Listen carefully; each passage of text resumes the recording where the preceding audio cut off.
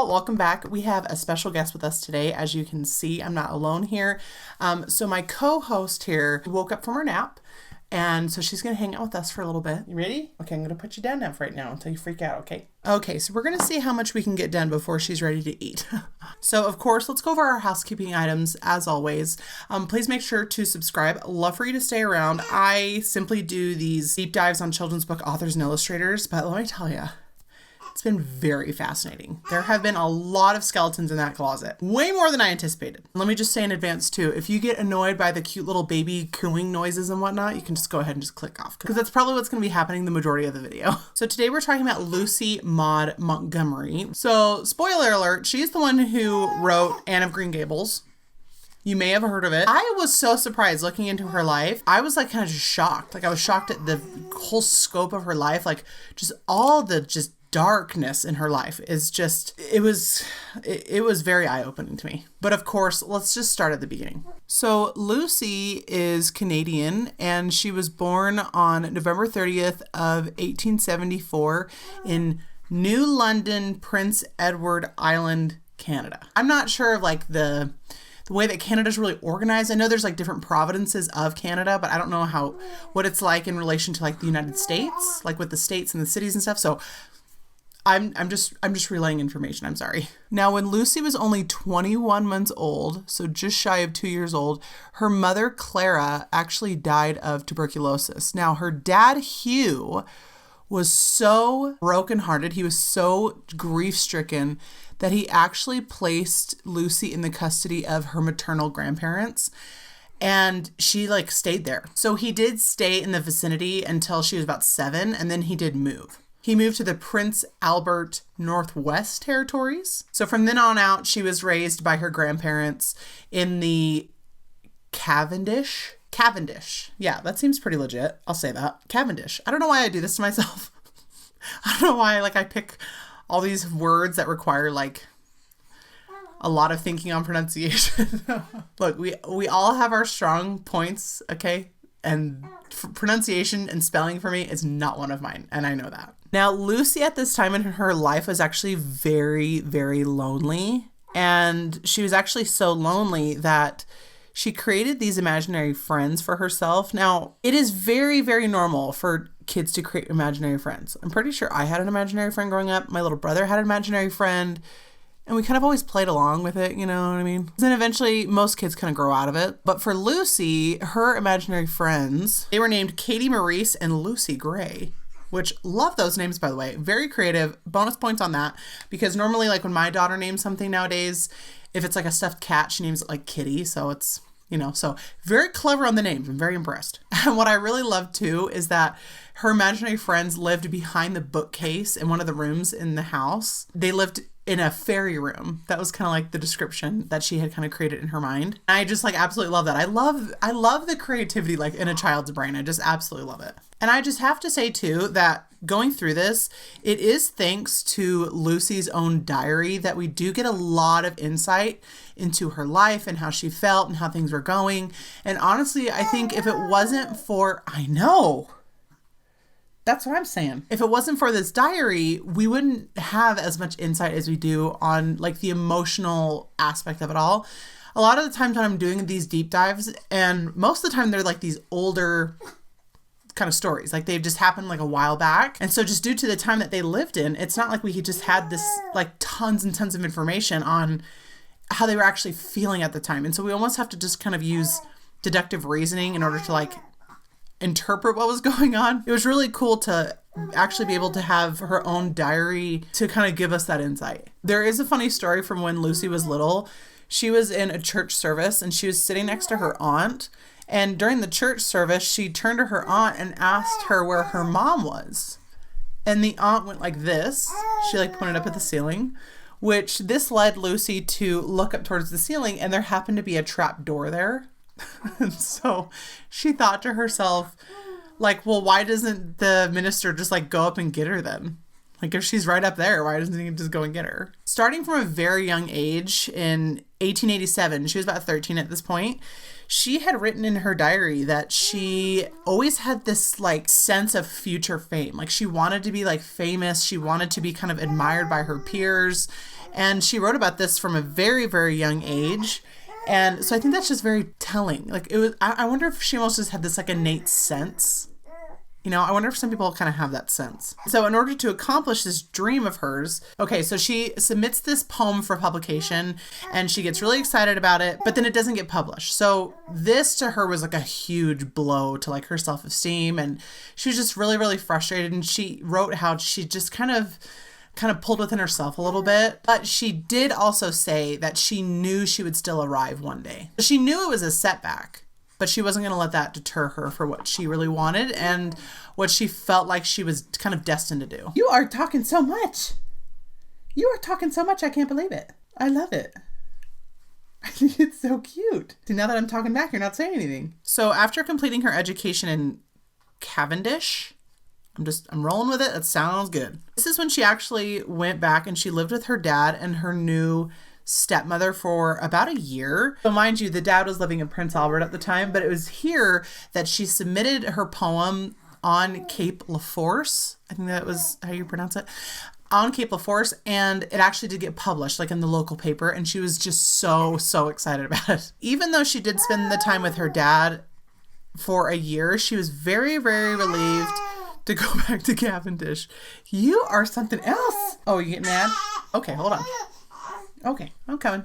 Okay, baby's getting hungry. Hold on. So she was very, very relieved to actually go back to Cavendish because she said that she, one, just didn't get along well with her stepmother. But then two, she also said that the relationship was just not a healthy one. Like the marriage was just not healthy overall. Oh yeah, this is how we multitask. Now Lucy was quite the little heartbreaker. I was kind of surprised. She had a lot of little love interests. So around 1889, she's about 15 years old, and she starts to have a relationship with this young Cavendish boy. His name was Nate. Now, for Nate, this was a more serious relationship. So for him, he like was really into Lucy, and you know, he really thought I was going to be going somewhere. But for her, it was more so just kind of a fun friendship. It's witty, you know, just something kind of fun to do, more relaxed. She wasn't as into it as he was. So the two were kind of split, obviously, on like what was really going on here with this relationship. But then things ended for sure 100% when he proposed and she turned him down. She was like 15. I mean, I know it was a different time, but wow. I think of myself at 15. I don't think so. And then in 1890, so just a few years later, this is when she starts getting actually unwelcomed advances from William Pritchard and John A. Mustard. These people's names make me just believe that they're just not even real. So John A. Mustard, this guy, he was actually her teacher at one point. And he tried to impress her on, you know, thoughts of like ideology and like his other education and his smarts and stuff. But Lucy just thought that he was like really dry and like really boring. And she kind of said that he always went on and on about his thoughts on like predestination and other points of theology. And she just really wasn't interested. Now, while John's interests became a little more pronounced at the time, this is also when William comes into the picture. So William Pritchard. Now, Lucy was friends with William's sister, Laura. Oh my gosh, there's like so many people involved now. Now, I guess there was some interest between the two parties, but apparently William liked Lucy way more than she liked him. So I guess it was kind of the same thing with Nate, you know, like he's way more involved than she is. So ultimately, both men propose, and ultimately she turns them both down. So, I mean, God, she's just like turning down proposals left and right. She's like, and also around the same time of her life, this is when she went to Prince of Wales College, and she wanted to get her teaching license here. Now, she does go on later to say that she didn't even really like teaching, which I feel like I've heard that more than I wish I would hear. She didn't really like teaching, but she saw it kind of like as a means to an end. Gave her an opportunity to be able to write, and so to her that was like what was most important. So in 1897, this is actually when she accepts a proposal from Edwin Simpson. Now, you probably are thinking, okay, she's turned down all these other guys, so this must be her true love. No, it's not. See, at the time, she felt like her prospects were kind of dwindling, and she was kind of worried. Like, she was worried on like kind of her future and like what was going to happen. Because you have to remember at this time, I mean, we were talking about like the 19th century, it was not the same world for women as it is today. In order to have stability and things like that, most of the time that meant, being married and kind of establishing your life in that sense. And so that's why she accepted it from him. And she specifically talked about her desire for love and protection, but she didn't really like him. She said that he was incredibly self-centered and just very narcissistic. She said it brought her to the point of like nauseum as to just the sheer narcissism that he had. So around this time is when she starts a brief but kind of passionate affair with Herman Laird. That is a tongue twister. Okay, so before I kind of jump into the whole relationship with Herman, I also want to point out that at this time, Lucy was like pumping out stories. So between 1897 and 1907, she had published over 100 short stories. So, I mean, she was like pumping them out. Like she was doing exactly what she wanted to be doing. What happened with Herman was, so she was boarding with a family and Herman was one of the members of the family. Now, Herman himself, he was actually engaged to the neighbor. So this is getting messy. Now, Lucy does say that of like all the men that she had like relationships with and whatnot, Herman always remained her greatest love. So when the family was out, she would actually, her and Herman would skedaddle off to her room and, do things in there. Now, I do want to be very clear that they apparently did not like sleep together, if you know what I mean. Because Lucy, being raised in the house that she was with her grandparents, they were a very, very strict Presbyterian household. So she kind of always had it drilled into her from when she was very little that all those who like fornicate would just be like just damned and you'd be just dwelling in the pits of hell for all time. And she took that very, very close to her heart. I mean, she was a very religious woman all of her life. And so she believed that wholeheartedly. So she does say that they didn't fully sleep together, but she did say that they did other like premarital activities. Like she called it like preliminary lovemaking. So who knows? That could be a whole slew of things. I just want to read one of her diary entries because I think it gives a good light on how she felt about Herman. Herman suddenly bent his head and his lips touched my face. I cannot tell what possessed me. I seemed swayed by a power utterly beyond my control. I turned my head. Our lips met in one long, passionate pressure. A kiss of fire and rapture such I had never experienced or imagined. Ed's kiss at best left me cold as ice. Herman's sent a flame through every fiber of my being. Wow. And so in April of 1898, this is when she wrote that she wanted to stay faithful to her fiance. And I think earlier I had said that they were married. They had not been married yet. She did write that she wanted to be faithful to him, but she was just very, very torn because Herman, she was just very, very like passionately in love with him. And she wrote about how she knew she was in love with him, but she had kind of already made this commitment to Edwin, and she was just very like torn. And so during this time, this is actually like when a lot of stuff happens for her. So I believe at one point that her family found out about Herman and they just like really objected to the whole relationship. And they just said that he just wasn't good enough for her.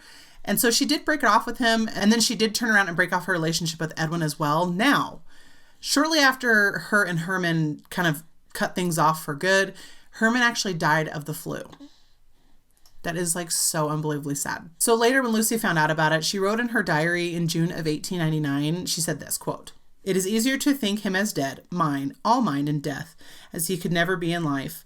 Mine when no other woman could ever lie on his heart or kiss his lips." In 1898, so kind of when she broke things off with Edwin and she broke things off with Herman, this is actually when she moved back to take care of her grandma until her death. So she was here until 1911, but during this time period between 1901 and 1902, there was like a 9-month period where she worked as a substitute proofreader, and this like really inspired her to want to start writing her own books. Her grandma dies in 1911.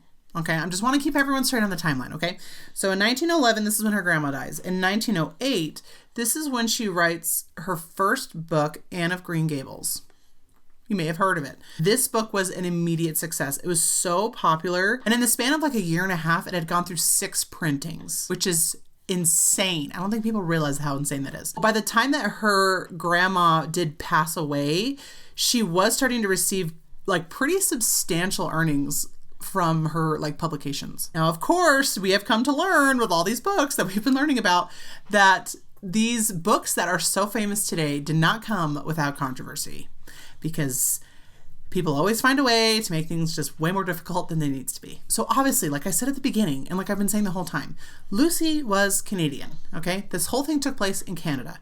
Well, apparently some American reporters had an issue. See, the problem was the following year that Anne of Green Gables was released, Lucy made a sequel for the book. So the Canadian press used this kind of as a way to show that, Prince Edward Island, this little place that kind of inspired all these books, it was just a very charming town and it moved at a slower pace. Well, the American press kind of took this another step further, or I should say a few steps further. So the American press suggested that Canada was just like behind the times and just backwards, and they weren't willing to progress. And so it was just very frustrating overall. And ultimately at this time as well, Lucy wasn't really interested in writing any more books involving Anne. So despite the fact that she was receiving like tons of letters requesting her to make more books with Anne in them, she wrote that she didn't really want to write about the character at that point. And she said this. She said, "I've been flooded with letters entreating me to write a third Anne book, but I feel as if I could simply not do it. The freshness has gone out of the Anne idea. It may return someday, but unless it does, I shall never throw any further light on Anne's career." Now, shortly after her grandma died, this is when she did marry Edwin MacDonald. Now, he was a Presbyterian minister, and so the couple did move to Ontario because he was given a position there as a minister. Now, Lucy did seem to have some pretty interesting feelings when it came to Edwin. She said that he wasn't like particularly intelligent. So, that's nice. She also said that he didn't really have any taste in literature. And I mean, it just seemed like they didn't really have a ton in common. And so you're probably thinking, well, maybe things were really passionate. Maybe things were really passionate between them. She did say this. She wrote in her diary that I wouldn't want him for a lover, but I hope at first that I might find a friend in him.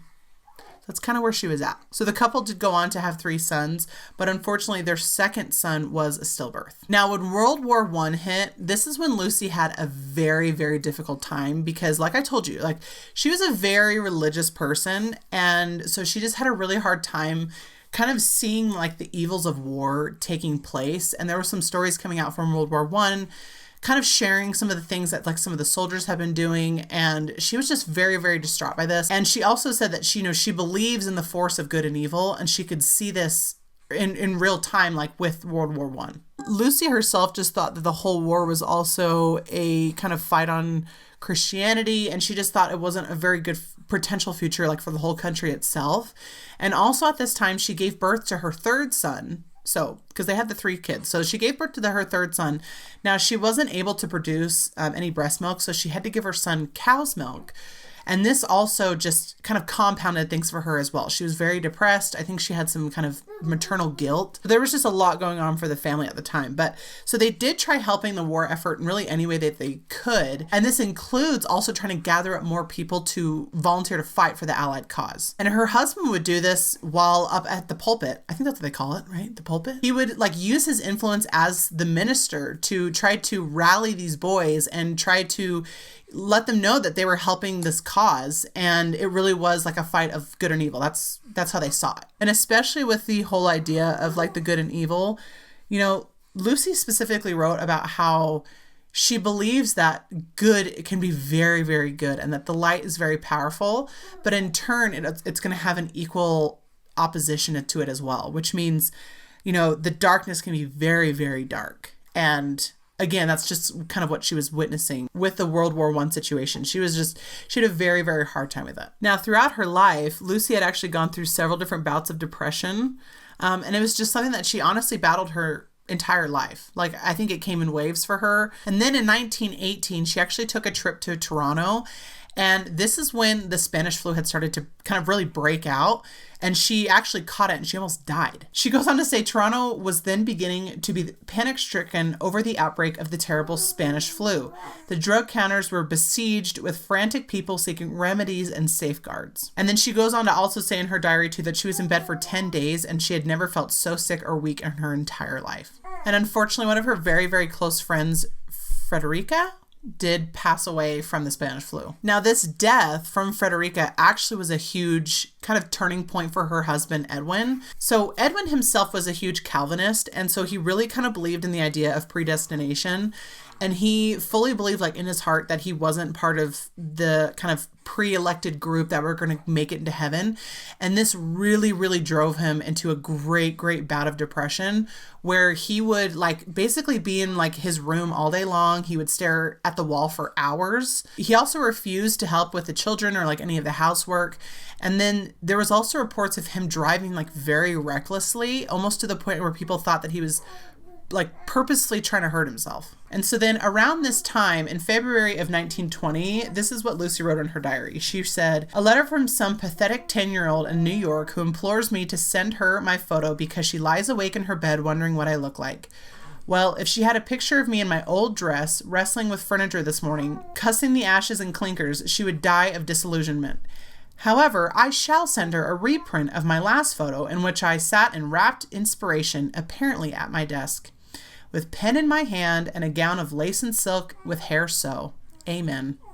A quite passable woman of no kin whatever to the dusty ash-covered Cinderella of the furnace cellar." So I think in a way too that that's almost kind of a hint to like social media today. You know, like on social media, you kind of put up like all these like highlight reels for the most part. You don't really show people like the actual nitty-gritties of our lives. So in a way, like this has kind of always been around. It just looks different now than what it did before. You know, I think some people try to say that, you know, that just never happened before. Everyone used to be super like authentic and genuine and real, and the PR campaigns still go on, you know, like that's a form of PR, you know. It's like you just, obviously she doesn't like want to burst this huge bubble of this 10-year-old girl, but she just kind of says it's just very ironic that this, you know, this little girl's reaching out to her just kind of in awe of everything.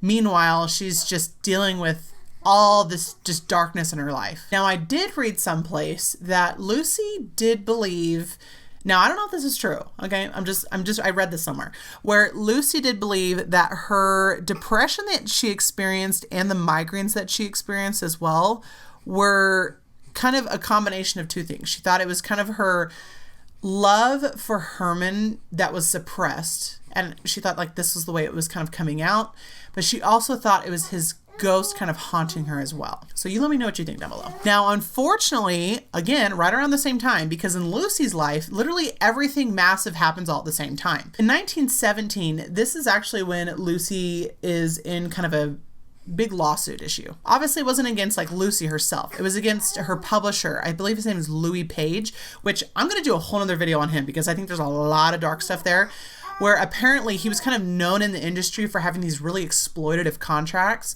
Well, Lucy figured out that she was only receiving 7 cents on the dollar for every book sold, not the 19 cents on the dollar that she was entitled. So eventually Lucy won, but that also kind of came at a cost because Louis was going to make this as difficult as possible for her. And he actually like technically like, he kind of sold the rights to someone else when he didn't really have the rights to sell. So that became like a whole nother thing. So it was just like a huge like headache. It just seemed like an absolute nightmare. So thankfully Lucy did win on that one. I did read somewhere too that he also just made it very, very difficult for her to actually get her money back. And he kept trying to use different excuses as to why he wasn't going to give her money. And it was just a whole other thing. But honestly, I want to do a whole other video on him. And I would really like to dive even deeper into that whole lawsuit. I think there's way more there. But that to me, I was like, oh my gosh, what else for her? Well, then in 1919, this is when the movie came out for Anne of Green Gables.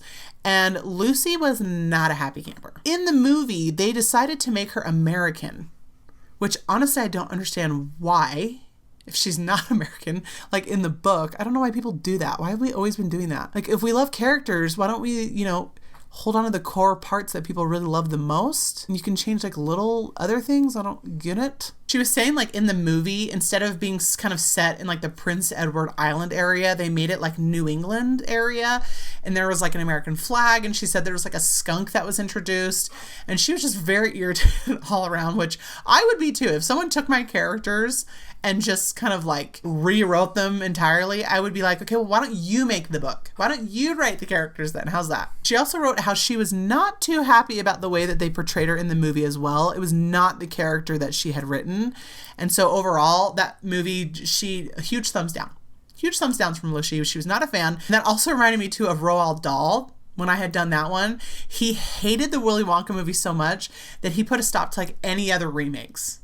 Like any other movies done, he put a whole stop to it because he hated it so much. I'm not saying these people are not justified, because I'd be irritated as well, but I also think it's very difficult for an author or like an author illustrator to kind of see their book brought to life in that way. And if it doesn't really hit what they're thinking in their mind, it's just not it. It's not it. In another world, where if one of my characters were kind of like made into like a little TV show or whatever, it would have to be like spot on. Like, or else I just wouldn't be able to like put my stamp of approval on it. And that to me being like a control freak, that to me, I would like have to put that like in the contract, that I would have to have like the final say, because I just couldn't hand that all over to someone and then just watch it burn. I couldn't do that. So in 1925, this is when Edwin actually becomes kind of estranged from his flock, because he's refusing to join the United Church of Canada.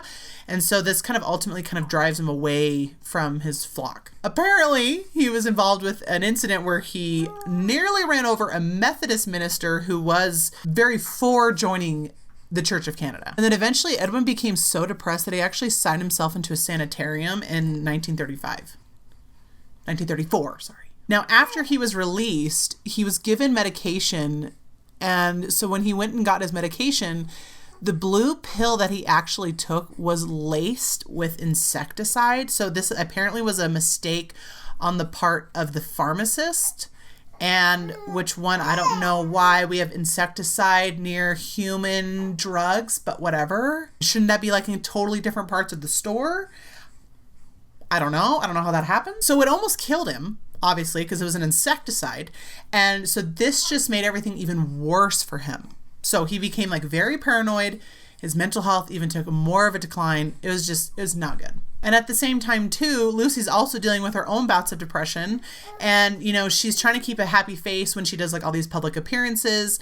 But then in the background, you know, she's taking medication and stuff to just try to keep her spirits up. For her, writing was always like her great solace for her whole life. That was just kind of always the running thread for her, was writing. Writing was her safe haven, and that's what she always kind of turned to. And so when World War II was coming around, Lucy just could not believe that she was going to be going through this again. So on top of everything, on top of her mental health, her husband's mental health, they just were not in a good place to deal with their world war. She wrote this in a letter to a friend, that she just was kind of beside herself that she was going to have to be doing this. And she even said like her husband his nerves were way worse than hers. And then on April 24th, of 1942, this is when Lucy is actually found dead in her bed. Now, the primary cause of her death was a coronary thrombosis, but there was a note found next to her bed as well. So what I'm going to do is I'm going to read it. Now, there's two different speculations on like what this note was. So you let me know. So in September of 2008, her granddaughter, Kate, does say that she believes that it possibly could have been like a self-unaliving note. I hate that I even have to say that, but I'm sorry. I just don't even have to bleep it out for YouTube. But she thinks that this just comes after decades of having to take care of her mentally ill husband, having to deal with her own bouts of depression. And so this is what the note said. I have lost my mind by spells, and I do not dare think what I may do in those spells. May God forgive me, and I hope everyone else will forgive me, even if they cannot understand. My position is too awful to endure, and nobody realizes it. What an end to a life in which I tried to always do my best. Now, Mary Rubio, who did a biography on Lucy, does offer up a different explanation to the note. Now, she doesn't believe it's that kind of note, if you know what I mean. She thought it was more so a kind of lost journal entry that was supposed to make it into a journal, but didn't. You let me know what you think. I'm kind of torn on it. Who knows, maybe she had certain intentions, but it never really played out. But she was also just kind of sharing her thoughts and feelings and everything, so that's kind of what I think. So those who knew Lucy said that she never really felt like she achieved like that one really great book, which to me is just really sad. I totally understand like always wanting to do more and kind of push yourself and do better. But ultimately, you also have to be able to find the contentment with what you have done and be really satisfied with that. So that's something that I deal with myself. So, I mean, I understand it on the one side, but I'm also really trying to be really content and really be proud of myself for what I've done. So that is the story of Lucy Maud Montgomery. So let me know all your thoughts down below. She had quite the life. Honestly, a lot of darkness that she was having to deal with between herself and her husband, and there was a lot. She was thrown a lot, and it was a lot at the same time. And honestly, there's so much information on her that this was just kind of the main points in her life. Just because if I shared everything, we would be here for like a few hours. So it's very fascinating. You can definitely go and look into her more. But let me know your thoughts down below. Throw me a like if you like this video. Subscribe if you are new, and I'll see you guys in the next one. Bye.